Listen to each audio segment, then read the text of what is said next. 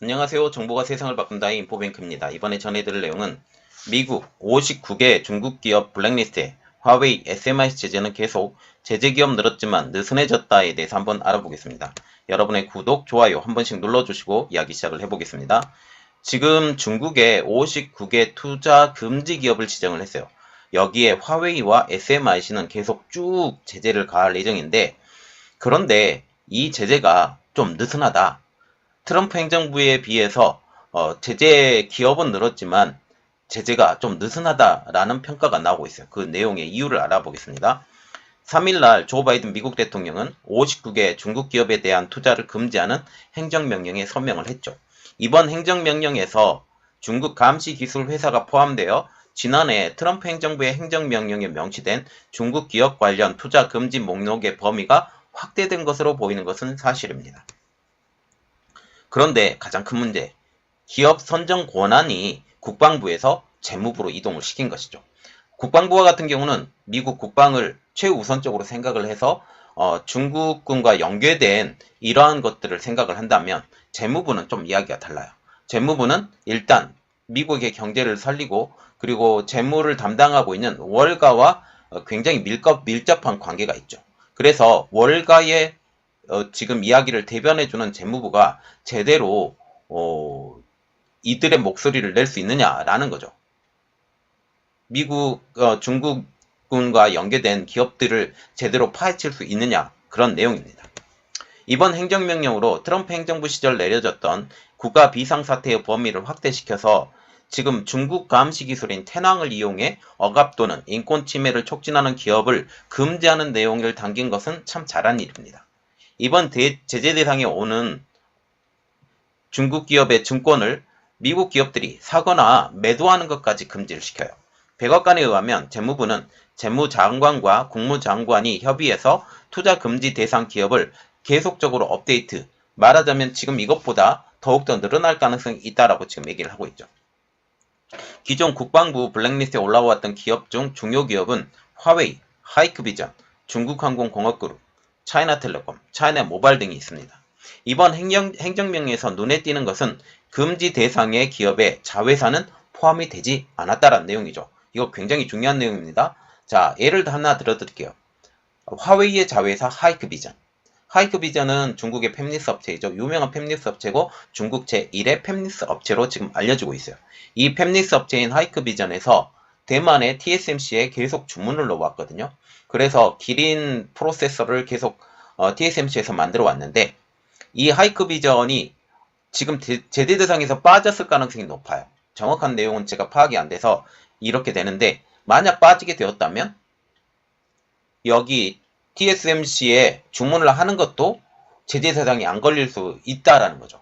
물론 지금 TSMC는 미국의 눈치를 보고 있고 미국의 눈치를 봐가면서 지금 행동을 하고 있는데, 이것이 약간만 삐끗해서 만약 주문을 받게 되고 이렇게 되면 다시 화웨이가 살아날 가능성이 높아져 간다는 거죠. 그리고 실제로 지금 중국에서 화웨이에 들어가는 기본 반도체 칩은 하이크비전을 통해서 지금 들어가고 있죠.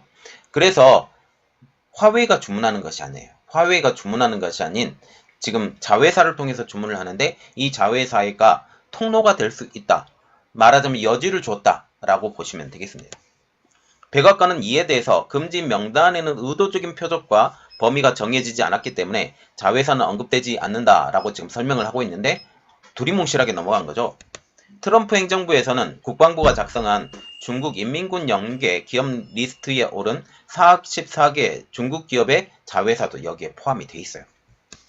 그러나 이번 행정명령의 적용 대상에는 자회사가 포함되지 않아서 금지 범위가 축소되는 것이 아니냐라는 평가까지 나오고 있죠.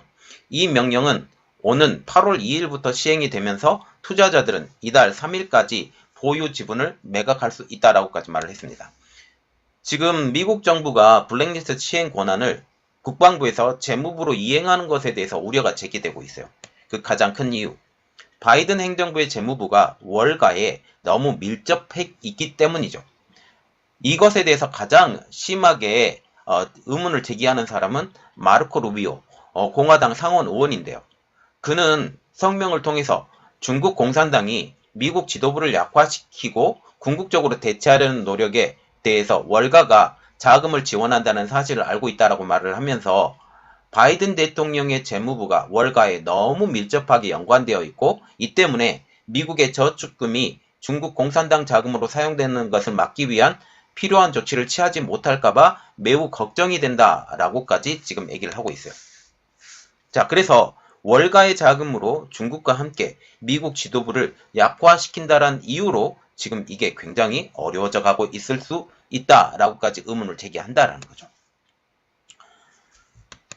트럼프 행정부에서는 퇴임 일주일 전에 중국군과 연관된 기업에 관한 미국인의 주식 투자를 금지하는 행정명령도 서명을 했어요. 이는 미국 자본시장으로 중국의 접근을 막고 연방 퇴직연금이 중국 투자 확대를 막고자 하는 의미였습니다. 이번 금지 대상에 오른 중국 기업의 상당수가 전 세계 증권거래소에서 공개 거래되고 있고 MSCI와 그리고 지금 FTSE 등 주요 지수예요. 이거 증권의 주요 지수인데 증권의 주요 지수로 제공하는 제공업체의 주요 주가 지수에 포함되어 있는 기업들이 다수가 지금 포함이 되어 있습니다. 미국 증권협회인 ASA는 이번 행정명령에 환영의 뜻을 밝혔죠. 환영의 뜻을 밝힌 가장 큰 이유는 지금 제재가 좀 느슨해졌기 때문으로 지금 보고 있어요. 제 생각은 그렇습니다. 크리스토퍼 이아코벨라 ASA 최고 경영자는 성명을 발표해서 중국의 미국 자본시장 침투에 맞선 전 행정부의 조치를 계속 시행함에 따라서 미국의 경제, 국가안보 이익을 우선시하는 바이든 행정부의 오늘 조치를 강력하게 지지한다 라고 환영을 했어요. 그는 중국 공산당이 규점 허점을 이용해서 군사력 증강과 사이버 군대, 자국민에게 반인류적 범죄를 저지르는 재교육 캠프, 국가법을 위반하는 노예노동, 세계 최대 오염국으로의 위치 선점 등의 자금을 조달해 왔다고 지금 비판을 하고 있어요. 그러면서 지금 생각을 하는 것, 지금 59개사를 제재를 가했는데 좀 느슨해진 것, 이것은 조금 마음에 안 들어요. 그래서 이것을 어떻게 해결해 나가고 국방부에서 재무부로 이동한 블랙리스트, 이것이 제대로 작동할 건지 아니면 월가의 로비에 쓰러질 건지 한번 우리가 눈여겨봐야 될 것 같습니다. 이번 내용은 여기까지였고요. 저희 내용이 여러분들에게 도움이 되셨다고 생각을 하시면 구독과 좋아요 그리고 알람 설정까지 부탁드리겠습니다. 감사합니다.